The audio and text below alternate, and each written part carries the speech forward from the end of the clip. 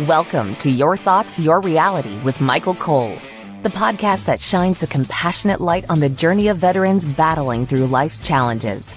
Michael is a dual elite certified neuroencoding specialist in coaching and keynote training presentations, dedicated to guiding military veterans as they navigate the intricate pathways of post-deployment life. Join him as we delve into the profound realm of neuroencoding science, empowering these brave individuals to conquer universal battles, procrastination, self-doubt, fear, and more. Together, let's uncover the strength within you to re-engage with families and society, forging a new path forward.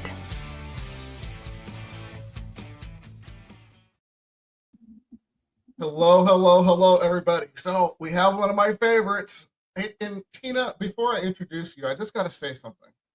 I think we should just create a video for you. You've been on here enough times now. We should have an intro video for you. And here we go again. We're gonna have another conversation. I love it.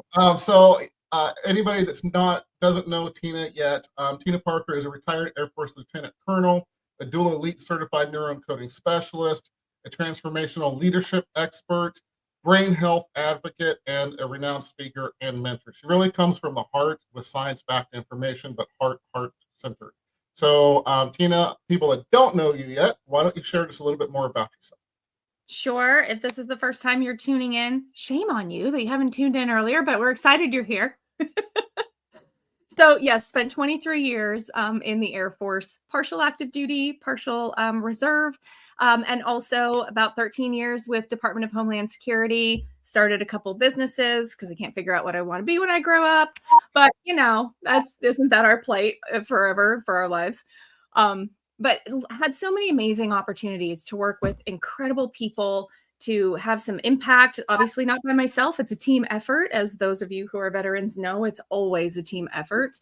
But some really amazing opportunities. And part of that has led me to becoming part of the Neuroencoding Institute, where Michael and I met, and his wife, Susan, and just this amazing community of folks who are out there literally just from the heart to help people elevate in their lives in whatever way that is for them. So excited for this conversation today. Absolutely love it. And my wife, of course, first one on there. Absolutely, Tina should have her own intro. Absolutely. All right, I'll put that on the list. I know. Right? I'll get my team to do it. Don't worry about it, Tina. I got you. So today, before we really get started, I just want to remind everybody. See if I can do it right. Yes. On the top right-hand corner of your screen, there's a blue QR code. Scan that. It takes you to empowerperformancestrategies.com for people listening on the podcast forums later on. Again, empowerperformancestrategies.com. There are all kinds of resources, free ebooks that I've written. There are Facebook groups for both family members and veterans to get involved and get into a community, if you will. There's free trainings. There's all kinds of good stuff. So please take a look at that and be part of the mission. All right. With that said, Tina Parker. So yes, today we're going to talk about trust but verify. So with your experience as a leader spans both military service and of course civilian life, what's the most profound lessons you've learned about decision making in high pressure environments and connecting that with obviously trust and verify, which we're going to talk about today? Wow. Well, there's a lot of things, but what I will share is so much of the time we get conditioned to not trust our own intuition, right? And to trust but verify, right? That's what we're talking about today. It's like, well, where did you find that that's the answer? Show me where that is. And you're always having to validate and verify. And sometimes, and it was my case, and I had to get myself to consciously come back to it, but we get disconnected from what we know. Like our lived experience gives us information that we get to tap into, right? And our bodies are always trying to tell us something. Pain means, hey, something's out of whack here. You may want to pay attention, right? But if we're like, nah, it's fine. I'll be fine. Like eventually it breaks down, right? But it's the same thing when we are trying to make decisions. If we are always just constantly looking outside of ourselves, then we're not bringing our full awareness and our full genius to the table. And for a lot of people, I think it's a journey to get back to trusting yourself. Because literally, when you were a baby and you wanted food, you didn't sit there and go, well, my parents are really busy, and so I guess I should try to figure something else out. No, you were like, hey, I am hungry over here. Pay attention. I need some food, right? Absolutely. Because you knew. But over time, we just get disconnected from that. And we try to make concessions and we try to assess what's happening around us, which I'm not saying don't do that. But we forget that Mm. we have innate wisdom within us. We have needs and desires that need to be attended to as well. And so there's a balance and an integration that gets to happen. And that can be a journey for a lot of us. Yeah, absolutely. And nowadays it's there's so much information out there. I don't care what you're looking at. You look at diet things, you look at, I mean, it's across the board. You just don't know what to believe anymore. Right. Yeah. So give me some thoughts and tips on, ways to bring yourself back to trust. Let's start Yeah. there, can we? Let's start there. Well, I mean, the first thing really is to recognize that your lived experience has value. Okay. So the experiences that you have in your life create who you are. And so if you know in your gut, you feel it, right? And this is a scientific thing too. Like there's neurons throughout your whole body. It's not just in your brain that tell you, "Hey, I'm sensing something here and I want you to be aware of it." It's not just your brain talking to your body, it's the other way around too. Okay? So trusting is like that gut instinct when it says, I don't think this is a good idea," or "I don't think that's true." There's something there. So pay attention, right? Because like you said, there's so much information out there. And so we can't just say, well, because I saw it on Google, it must be true. Like, no, a lot of times it's not. Not anymore. Not And anymore. what's funny is you also for positive things, right? Like you get a Yeah. chill on your arm when somebody says something that just connects, right? And God knows Yes. I get that a lot here. So, Yeah. for me, Tina Parker, every time I say Tina Parker, I think of Spider-Man. I don't know why it still happens. It just does, and like when Spidey senses, for instance, I mean, I call them my bullshit senses because something's popping up and going, Yeah. something's No, not but right. you're So, right though too, because you get that sense of, ooh, that's exciting, right? You get this feeling of an energy moving through your body.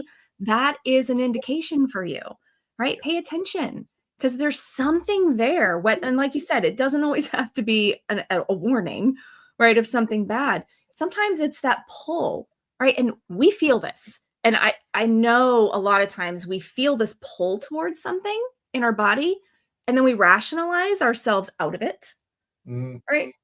And that is, oh yeah, but I don't have this. Or right now, let's like we get into this consistently when we're talking. But whatever follows, yeah, but cut it off. yeah, Just cut it off. Because that is your rational mind trying to just keep you safe from something that it just doesn't understand. Right? And when you have that feeling in your body, you may not logically be able to understand it, but trust that, oh, there's something here for me to get curious about. What might yeah. be on the other side of that? I love that you say that, curious, right? Because that's really what it is. And that's, again, good or bad. When something's there and you're not understanding it, and your brain is going wacko like it does. I shouldn't say wacko. Scientifically thing is it's Yeah, that's a scientific technical term. it is, right? It should be. When your brain is going through and it's analyzing and trying to protect us, right? Which is what our brain does, and with the least amount of energy it can use. Um, it's really an interesting thing how the brain works. Can you talk a little bit just about that specifically? And I know we've talked about this before, but it's a major thing people don't really get is how our brain protects us and how all of those thoughts that we repeat over and over and over again. What is it? 90% of the time we repeat the same thoughts the next day and the day after that and the day after that because our brain's trying to protect ourselves. Well, give me some thoughts on that, please, for people that aren't aware, and just let's talk about that for a minute. Yeah, that's such a great conversation, no matter what it is that we're talking about, right? If we just talked about this every single time we get on the podcast, it would be beneficial because our brain's mission statement, it's really important to understand this. Like your brain's mission statement is to keep you safe, keep you comfortable, and to expend the least amount of energy to do that. Like that's it. It's trying to help you survive, right? And so what it's going to do is it's scanning around you, everything around you, all the billions of sensory input that's coming in, and it's going, okay, is that familiar enough to me so that I can make a determination on what pattern might come from this? Right. And so if something is familiar, it feels familiar, it seems familiar, your brain understands what could come from that, it makes the determination that, okay, that's fine. Because even if it's the devil I know, it's still the devil, but I know what's coming, so I can manage that. Right. And so we need to be aware of that because our brain is always just trying to pattern recognition. It's going, okay, I recognize this pattern. I know it's on the other side of that. Not too scary. But if there's something that you really want to do, like you really want to go public speak or something, but you're having this fear around it, totally natural, by the way, right? You're having this fear, but it's not because you're not good at it. It's not because you don't have what it takes. It's because you maybe don't have something that's familiar in your past. And your brain's like, oh, I don't know what can happen on the other side of that. You could say something really stupid. You could fall off the stage. Like, we're not doing this. Right. That's where you get to be conscious of, okay, that's just my loop playing out. That's not actually my truth. What is my truth? Yeah, fantastic. Yeah. So, when people kind of get into that, and we won't go too deep because we want to get into obviously verify, and we're almost halfway done with the show already somehow. So, so military specifically, if we can, of course, and families, right? Which is a lot of people in the United States and around the world. So let's talk about that. So, you're getting into, and I know you touched base a little bit on it already, but you're getting into, hey, this is weird, leaning into it. Give me some thoughts on how to move forward from it. Mm-hmm.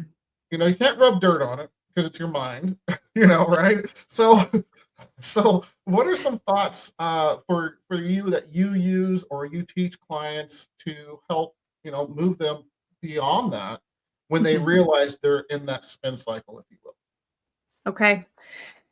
Part of it, and some people who have been conditioned to not believe your feelings, to think facts don't care about your feelings, right? I hear that all the time. Facts don't care about your feelings. Actually, when you are disconnected from your feelings, you don't have the full awareness and capability to make decisions. Right. And so when and I, from my own perspective, I know as a lieutenant, when I was just starting out my career, I was pretty much like, hey, I know what I'm doing. I'm good here. I'm good. Now, there's a difference in bravado and actually feeling that, like, hey, I'm confident here. Totally different. Right.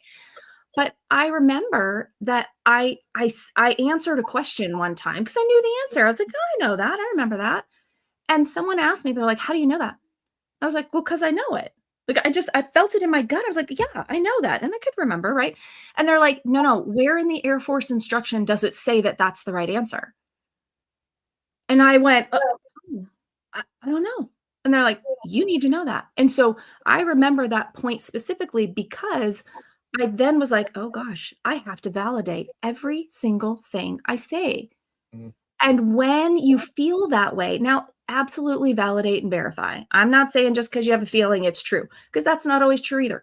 But not being connected and not noticing that, hey, I've got this feeling. Let me assess if that's true, and just just pushing that aside and going, nope, I only can validate what's external to me.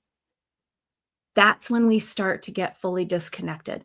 And I'll tell you, we don't make the best decisions when we are not also considering our lived experience, our intuition. What's this feel like in my body? Because when you're engaged with somebody and like they're hiding something or something feels off, like you may not be able to logically say, well, it's because their left eye twitched or it's because this happened. But your body is responding to these energetic movements, to these subtle cues that it goes, something's not right there. Right. And if you just dismiss all of that you're going to find yourself in some pretty bad situations. Okay. So it really comes back to connecting with who you are, understanding your feelings. Like, okay, when a baby cries, a lot of times moms will go, "Oh, that's a hurt cry. That's a hungry cry." Right? To- Like, wait, no, it's just a cry. What do you mean? Oh no, I can sense the subtle differences in what that is. We have to do that for ourselves. And we can be conditioned throughout all the experiences in our lives to disassociate from those subtle cues that are coming up for us. But that's going to lead us to not making the best decisions for ourselves that we could be making. I absolutely love that you brought that up. Literally, it's got chills. So, We were on to something. totally right. Here we go. No. So, when you're in that that negative state of mind, right? I mean, I just want the audience to kind of stop and think just for a second. Go back to, you were stressed out, you felt overwhelmed, anxious, not sure, all these things. Do you make better decisions panicked or calm and confident? Really think about that, because you literally, and I'm going to ask Tina Parker for a tip, to get yourself recentered. And so you're in that right mindset, in that positive mindset to move forward and make good decisions. Because when you're calm and you're focused and you're able to relax and just say, it's this, because the answers come easier, and I'm not going to say always, but I'm going to say 99% of the time, for me personally, they're better decisions. Absolutely. So, Tina, give us a tip. Okay. So I know a lot of people might look at like breath work as being some woo-woo thing, right? I'm going to share with you, you breathe every single stinking day. You may as well do it right. Right? This is not woo-woo. Literally, when you can pause, notice, and choose is what I'm going to drop right there. When something feels out of whack, pause, notice what's happening around me. How's my breathing? Because most of the time when we're like stressed, we're breathing really shallow. We're not fully calm and grounded. And we kind of feel like, oh, all of our attention's outside of ourselves. I'm feeling revved up here. You're actually shutting down parts of your brain that you need access to fully function, to make the best decisions, right? As a brain health trainer and neuroencoding specialist, as we are, that's really important, because it's not just I feel better, so I function better. It literally is when I am calm, I can take deep breaths and slow down my heart rate. Parts of your brain come back online, if that's how you want to look at it, right? But when you're constricted, parts of your brain stop functioning at their highest level, because it's like, oh, we're in survival mode here. Okay, I don't need to have access to all the things I know. I need to have access to how do I get out of whatever this is, Mhm. right? You want to have access to all the things you know already. You want to have access to what's coming in. And you can't do that when you are in a fight, flight, freeze, stressed out, kind of restricted way in your body. Okay. So it really is about, if I want to show up in my highest capabilities, breathe deeply, be grounded in your center, connect back to your body. This is what creates that trust in yourself. And when you start to notice, awareness is the first thing. When you start to notice, hey, things are feeling a little crazy right now, take a second, count, breathe, reset, and allow your brain to come back online so you can make better decisions. Yeah, fantastic.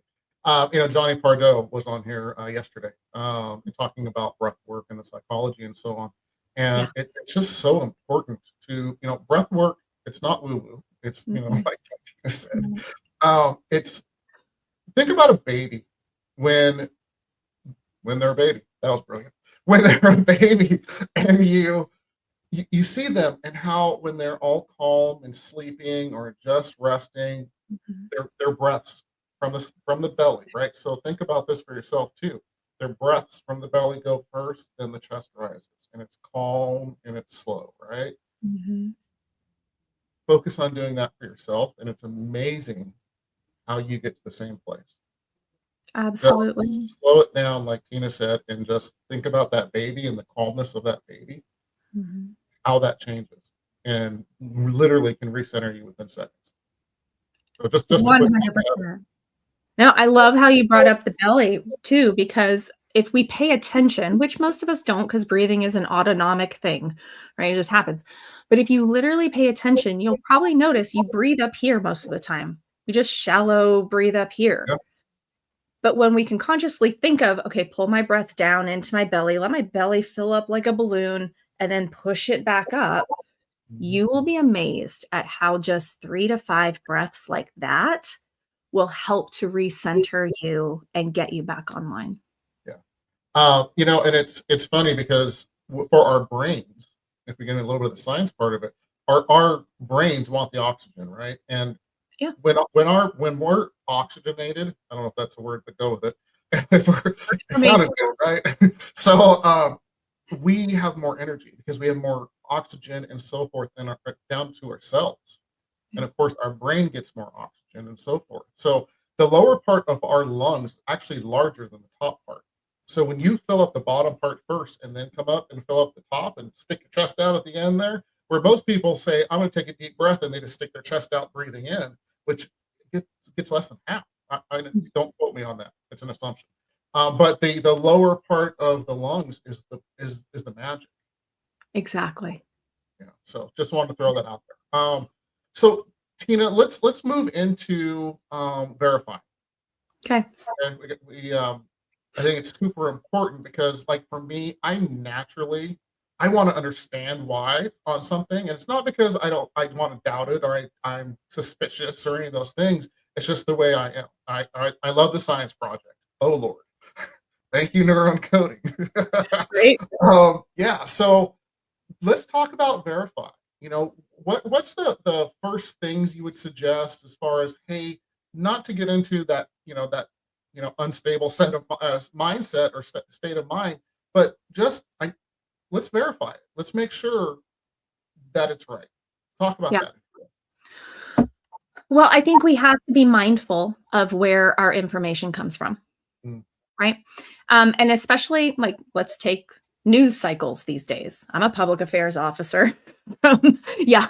So I had to watch the news all the time, and we'd constantly be shifting between the different newscasts because people have their own slants on things, right? And so the real, I guess the real juice of this is to see, hey, what do I believe? What's true for me? Listen to what's going on around us, seek out understanding, deeper understanding of things. Like you said, with the science, I'm the same way.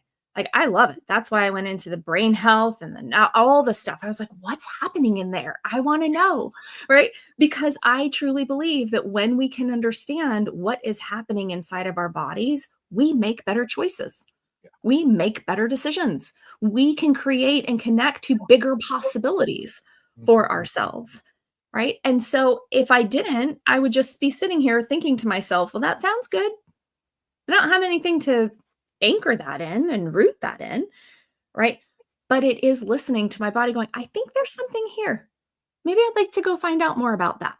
And then being mindful about who you are learning from. Right. Even with us, with the Neuroencoding Institute, Joseph McClendon III is our mentor and the creator of neuroencoding. We look at his history, his lived experience in this arena, right? Yes, he's got the degrees, a doctorate degree. Yes, he was a professor at UCLA for neuroencoding, right? But he actually put this in practice with people. And he'll show us and share with us the stories of how this applied and what came out of it with these people. So you really can sink your teeth into that and go, okay, there's something here that I can work with for myself and the people I serve as well. Rather than somebody who's just standing up there going, I know it all, come listen to me. Right? It's not, yeah, it's not about following the sages on the stages. It is about following those guides who come alongside you to go, let me help you utilize my knowledge in a way that works for you so that you can take it out into the world. And that is something I feel like Joseph has done brilliantly with us. And so, yeah, I just want to share that because it matters who you learn from.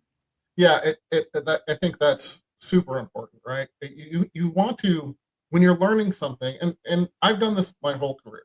Many people know I dropped out of school right after 8th grade, you know, so I took a different journey, and I learned from the people that I trusted and respected, and Mhm. Yeah. they were my science project. I asked a million questions, and once I know something, look out. So Yeah. it's so important to learn from people, my opinion, for the most part that have done it or know a lot about it or whatever the case may be, like for us, and Joseph, yes, he learned from all those people and helped all those people, which is absolutely amazing, but he does the same stuff himself. Exactly. He applies it to his own life too. Yeah. And you see him do it. Yeah. I mean, when I've been around him, you see him doing these things, which is Mhm. absolutely fantastic. And I love something you just brought up too is asking the questions, Oh, right? So much of the time, we can be like, no, I know that. And yes, we want to trust ourselves, yeah. Mhm. but that doesn't mean we don't get to be curious. We can trust ourselves and go, okay, why is that true for me? What is my lived experience that helps me to know that that's true? Might there be something else that I don't know that I could go find out? All of these different questions. It's really about being curious and asking those generative questions to open up other possibilities rather than just blindly taking whatever someone tells you externally and disregarding how you feel about it. Yeah. I love that. And I want to add to that as well is even your perspectives or what you thought you knew, revisit it. Yeah, things Because change. how many times have you went back and let's just get crazy here from 18 years old and what I thought I knew, I was confident about to now? Oh, You forget know, it. I know, right? That Yeah. was a lot of years ago, Tina. So, I mean, how much have you learned and have a different perspective? And Yes. and the more you learn, the more you realize that and get out of ego, right? Of I already know that, and lean into some of that stuff, it really opens up the doors for so much more learning. I mean, I will never stop learning. Mm-mm. I don't Lifelong want learners right here. yeah, Mhm. don't want to. I mean, I want to keep learning and Yeah. growing and all that fun stuff. So we're almost out of time here, Tina, but I really wanted to talk really quick about analysis paralysis, right? Mhm. Mhm. So, can you share an example of how it might, one might break free from that, or even let's start with what it is, if you will, and then give us a tip to escape it, if you will. Yeah. Well, I mean, we've all felt it when there's so much we're like, it could be this, it could be that. Well, I don't know. And we're second guessing. And you just feel like you're swirling around trying to make a decision, but you never quite get anywhere. Mhm. Right. And so that's what we mean by analysis paralysis is you're just analyzing all these different things and never quite pull it together to move forward. And Right. so what I would say is one of the biggest components of moving beyond that is being very clear about what you're trying to bring to life. Where are you trying to go? Right? Because not everything that comes into your peripheral needs to be analyzed. Some things don't matter for what you're trying to do. Right? It's not that they don't matter at all, but get really clear about what am I trying to do here? What is the experience that I want to create? What am I trying to solve for? Sometimes we don't even really know. We don't have clarity around what we're solving for. And so we just spin around in analyzing a whole bunch of stuff. So, Mhm. clarity around what do I want to create? How do I want to experience this? Where am I trying to go here? That will really help you to get beyond analysis paralysis. Fantastic. And I want to just add, if I can, to that, just Mhm. um, how many times have you gotten so overwhelmed that you just stopped doing it and didn't move forward? Yes. So be careful of that analysis paralysis. I love that, by the way, Mhm. because it literally can stop your dreams. And don't let Sometimes, that happen. no, sometimes it's just shoot the gun, stop aiming, because you're Yeah. going to move forward still to some extent. Well, and that's the thing. Every time you do something, you're gonna get more clarity. So do something and then assess. Go, is that good? Is that working for me? Is it not working for me? And then move forward again, right? You're not gonna know every step that's gonna come in front of you for the next 10 years. It's not gonna happen. But you can know the very next one. And then you can assess the next one and just keep putting one foot in front of the other. I love that. So Tina, we are at the end of the time. So first of all, what kind of projects are you working on? Oh my gosh. Okay. I know I get so excited. Working on so many amazing things. So we have a Visionary Women's Accelerator where women are coming together to break through what is getting in their way, to really create what they want in their lives in a supportive environment. So totally love that. And one of the things that we want to do in honor of women coming together is we created the Happiest Hour. It's so fun. It's amazing. It's an hour every month, totally free. So women can come together who they want to celebrate what they're doing well. They want to learn from other ambitious, visionary women in a supportive environment where we are amplifying each other's brilliance and strengthening each other to move forward in whatever way that is. Right. And one of the things I just want to share, because I know that a lot of times you come into these communities and you feel like there's competition, or I got to put my mask on and show up a certain way. That is the antithesis of what we have created here. We want women to come in, drop the mask. Let's just have the honest conversations and celebrate each other and create community that helps each other rise in whatever way it is that we want to do that. And so I would love for women to join us at the Happiest Hour. You just put the link in there. I saw it in the comment. Perfect. leadoutsidethelines.com/THH. And come join us and just take that hour for yourself to really imagine what's possible in your life when you have the support of amazing women who just want to see you succeed. Fantastic. And hey, I just want everybody to know, first of all, if you have the chance to work with Tina, do it. Just do it. Do not second guess it. I'm putting my stamp of approval on it. If you trust me, all I need. Man, that's all the world needs. Seriously, I cannot tell you the growth I've had just knowing Tina and having conversations with her and so forth. This is a dear friend here, so I do put my stamp of approval here. Thank you, and stamp coming right back at you. That's some of the things that you are up to in the world are really important and special. And I am just excited to be a part of helping to get that out there for folks to know about. Thank you. The mission is strong with us. That's for sure, huh? Yeah. Amen. So 3 tips to get veterans and their families further faster. You know the drill. I know the drill. Okay. 3 tips. Trust your lived experience because it's valuable. Trust yourself and your intuition. Those little spidey senses are trying to tell you something. And then pause when you're feeling like you're getting a little out of whack and take a couple of breaths so all of that stuff can come online to help you move forward faster. Absolutely love it. So, Tina, thank you. I know we'll have you on tomorrow. I'm just joking. I should say that. We'll be back tomorrow and the day after. Day after. It's the Mike and Tina show. Love it. Time is the most valued resource we have as human beings, most precious one. We don't get it back. Thank you for spending some time with me out of your life, and of course our audience bringing value. So really appreciate you as always, my friend, and I think we're out of here. We're out of here. We'll see you next time. Bye-bye. Thank you for joining us on another insightful journey of Your Thoughts, Your Reality podcast with your host, Michael Cole. We hope the conversation sparked some thoughts that resonate with you. To dive deeper into empowering your thoughts and enhancing your reality, visit empowerperformancestrategies.com. Remember, your thoughts shape your reality, so make them count. Until next time, stay inspired and keep creating the reality you desire. Catch you on the next episode.